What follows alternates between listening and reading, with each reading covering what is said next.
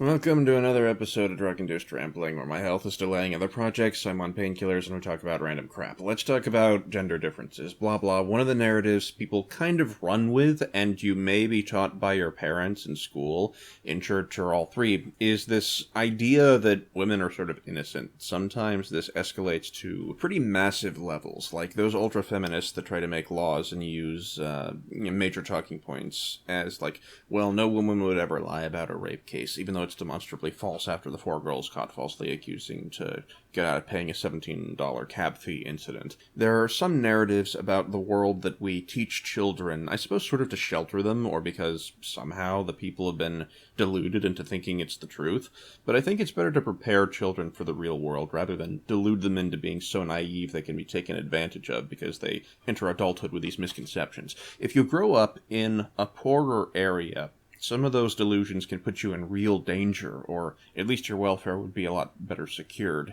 if you were not given those misconceptions about the world. My family was not very wealthy, we didn't have a lot of money, so I had to learn about nursing to take care of my grandmother. When I wasn't at school, I needed to be at home, so I ended up being friends with people that had non-masculine, quote-unquote, interests. Nursing, social services, that sort of thing.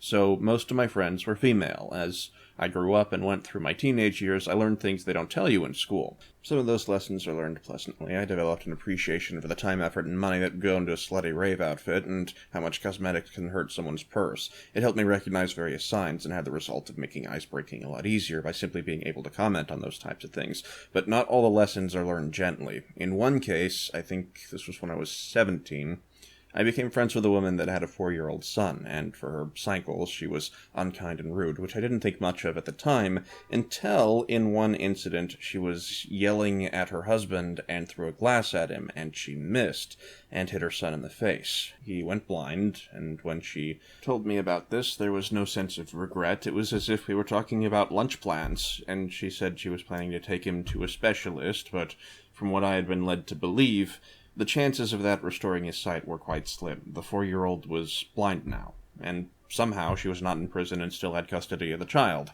Apparently, because the husband didn't press charges or anything, and it was during that conversation I made the decision, okay, I don't want to be friends with this person anymore. I stopped returning calls and emails, claimed I was busy, typical gravitate slowly away so they forget you exist kind of thing. But befriending nurses and people that worked in social services and the like, I found out you end up hearing a lot of stories like that. It was hardly a unique case. I bonded with my CPS friends over stories of, yeah, we had to take a child away from the parents because they cut off one of the fingers as a discipline, or they were beating the child and paralyzed him. I discovered some of them had no one else to vent their discomfort and dismay to whenever they heard something ridiculous. Once in a while there'll be a story about how the government's gone too far when they take a child away from parents for some minor transgression like marijuana possession, and while I'd agree authority is overstepped in such cases, reactionary statements like there's no reason for CPS to exist ignores the actual cases these exist for. I think it's a subject most people like to avoid. Child maiming is an uncomfortable topic, and I understand why people would prefer to not think about the job of the garbage men that keep the habitat clean, but that doesn't excuse suddenly saying garbage men don't need to exist. And if you've made the decision to push stuff out of your mind, you shouldn't try to turn around and declare yourself well-informed about the subject and advocate policy based on that declaration. And this idea of women being these magically innocent creatures that can do no wrong, I think is in part a reflection of that error. There are cases of husbands not pressing charges against the wife during a legitimate child abuse case due to some idea that women are innocent or couldn't control her actions due to hormones or some other excuse, and my reaction has been, that doesn't make it okay to cut a child's ear off. We all get angry, we all get sad. It doesn't make abuse okay. It doesn't make maiming anyone okay. And sometimes special justifications will be used to rationalize some assault case. Like, when I hear a story of a woman maiming someone, for a while I was like, well, what would you say? Would you say it's okay if it was a child abuse case, if the victim was a toddler? And after male children forced to become transsexual by parents and the rise of female genital nudity, mutilation in the West, I found evidently the answer was yes, child abuse is okay depending on the race, gender, and ethnicity of the involved parties, and if they're the right combination at the right time to justify permanent changes on a toddler. I asked the question rhetorically. You were supposed to realize the double standard and understand the hypocrisy, not actually go cut fingers off a bunch of kids. But who the hell listens to me? I only have like 8,000 subscribers. What the fuck do I know? It's not a lot by YouTube standards.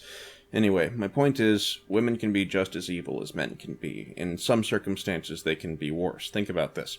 Everyone not born rich has a sort of Damocles over their head for what they're going to do with things like marriage planning for the future and settling the whole how is my life going to pan out thing. For women, parts of the strings holding the sword are thinner because they have a more limited time frame for having children. The scope of certain options is therefore reduced. So is it really such a surprise women can be vicious, especially when competing amongst each other? I'm not arguing that women are worse than men, nor am I arguing men are worse than women. I'm saying, because of the socioeconomic circumstances we live in, situations can come about where people are incentivized to be less nice to each other, and people are not magically exempt from that fact based on their gender or race. A male can be worse than normal to a female can be worse than normal to a male, and both can be worse than normal to a child. Some people seem to sort of headcanon justify these chivalry standards on the grounds of the guy is bigger and stronger, so he can avoid hitting the woman. Therefore, the lower standard for the woman is more reasonable, and in their minds they seem to copy-paste that image over the various abused cases as their justification, and they forget if you lower standards, there's not just consequences for some random guy pictured in the mind, there's also consequences for the child placed in the care of this person with the lower standards. At the risk of sounding cliché, think of the children that will have their tongues cut out to make them quiet at the dinner table. Hopefully the painkillers have not obfuscated my point too much. Blah blah, end of video pandering. I'll see you next time. Grumble, grumble, grumble, grumble.